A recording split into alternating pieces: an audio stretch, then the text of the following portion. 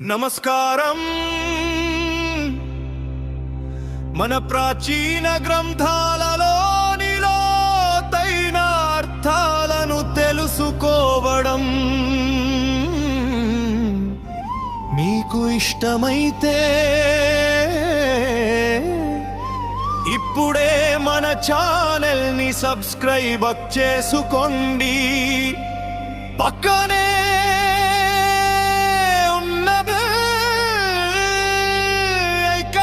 Click చేయడం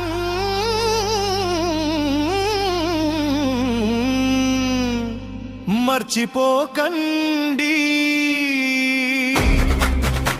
ప్రధానాంశం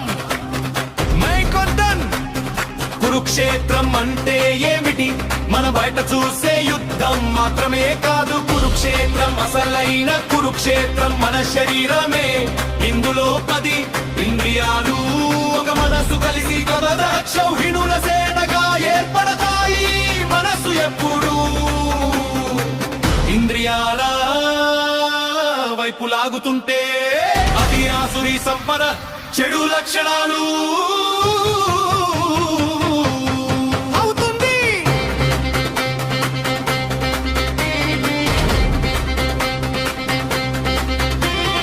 పాత్రల అంతరార్థం, గీతలోని పాత్రలు కేవలం హత్తులు కాదు, అవి మనలోని గుణాలకు ప్రతీకలు.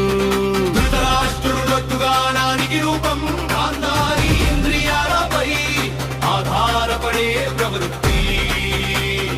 దుర్యోధనను దుర్బుద్ధి, దుశ్శాసనుడు దుష్ట ప్రవృత్తి, కర్ణుడు విజాతీయ రూపం,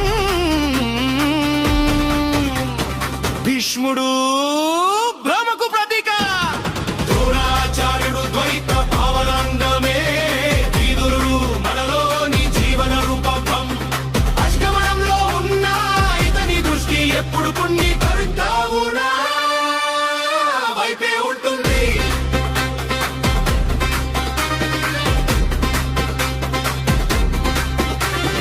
దైవీ సంపద వాసు సాసురి సంపద. మన శరీరంలో 2 రకాల ప్రవృత్తులు పోరాడుతాయి.